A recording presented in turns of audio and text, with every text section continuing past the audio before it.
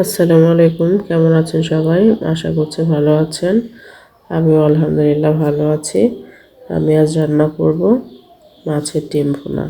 তো আমি কড়াইতে সাদা তেল দিয়ে দিয়েছি, দিয়ে দিলাম এলাচ এবং তেজপাতা ফোড়ন।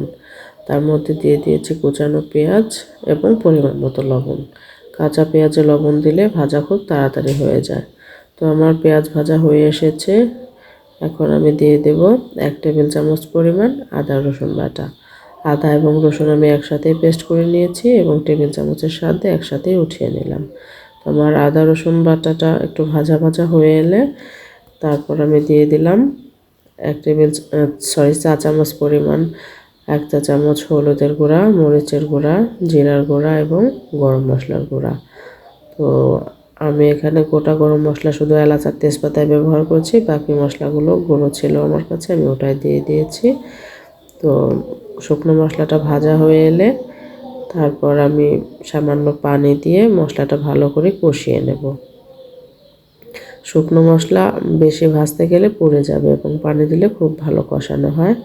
তো আমার পেঁয়াজ মশলাটা কষানো হয়ে এলে এ পর্যায়ে আমি দিয়ে দেব হচ্ছে আলু। আমরা সব খাবারে আলু খেতে পছন্দ করি।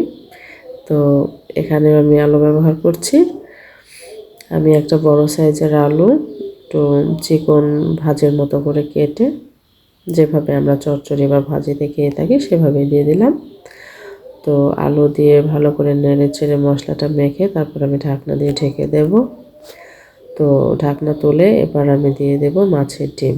আমি মাছের ডিম দুটোকে লম্বা করে ফালি করে ভালো করে ধুয়ে নিয়েছি এবং ডিম দেওয়ার পরে আমি এটা খুন্তির সাহায্যে ভালো করে নেড়ে চেড়ে ভেঙে নেব। আমি যেহেতু ডিমটা আনাম রাখবো না, একটু ঝরঝরে করব, তো খুন্তির সাহায্যে আমি ভালো করে ডিমটা নেড়ে চেড়ে ভেঙে ফেলবো। তো এ পর্যায়ে চুলার আগুন অবশ্যই মিডিয়াম লো হিটে রাখতে হবে। তো আমি খড়ির চুলায় রান্না করতেছি। মিডিয়াম লো করতে গেলে আগুন নিভে যাচ্ছে, আবার আগুনটা জ্বালানোর চেষ্টা করতে গেলে খুব বেশি হাই হিট হয়ে যাচ্ছে। গ্যাসের চুলায় মিডিয়াম লো হাই আগুনের পরিমাণটা বাড়ানো কমানো খুব ইজি, কিন্তু মাটির চুলায় করতে গেলে এটা একটু কষ্টকর। তো সবাই কষ্ট করে এভাবে করবেন, অবশ্যই ভালো হবে। এবং যে কোনো জিনিস মানে যে কোনো তরকারি কষানো পর্যায়ে একটু মিডিয়াম লোতে রেখে কষালে খুব ভালো হয়। আমিও সেভাবে চেষ্টা করছি। তো আমার কষানো হয়ে এলে এখন আমি সামান্য পরিমাণ পানি দিয়ে দেব। মানে একবারে সামান্য পানিও বলা যাবে না, তরকারিটা রান্না হতে যতটা পানি ভালো হয় অতটা পানি দেবো, যেহেতু আমি ঝোল করবো না, পরিমাণ মতো দিয়ে নেবেন। তো আমি পরিমাণ মতো পানি দিয়ে নিচ্ছি, পানি দিয়ে তারপর ঢাকনা দিয়ে ঢেকে দিলাম। তো এরপর ঢাকনা তুলে আমি দিয়ে দেব কয়েক ফালি কাঁচামরিচ। তো আমি যথেষ্ট কয়েকটা মরিচ দিয়েছি, আমরা সবাই ঝাল খেতে পছন্দ করি, এজন্য কাঁচামরিচের ঝালটা একটু বেশিই দিলাম।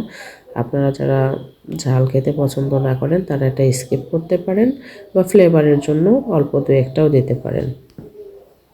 তো ঝোলটা ঘন হয়ে এলে ভালো করে নেড়ে চেড়ে 10-15 মিনিটের মতো রান্না করে তারপর দেখবেন যে ঝোলটা ঘন হয়ে এসেছে, আমারও প্রায় হয়ে এসেছে। তো এই পর্যায়ে লবণ চেক করে নেবেন, যার যেমন পছন্দ। আমিও তাই করছি। তো আমার রান্নাটা প্রায় হয়ে এসেছে। আপনারাও এভাবে করে খেয়ে দেখবেন, অবশ্যই জানাবেন কেমন লাগলো। ভালো থাকবেন সবাই। আল্লাহ হাফেজ।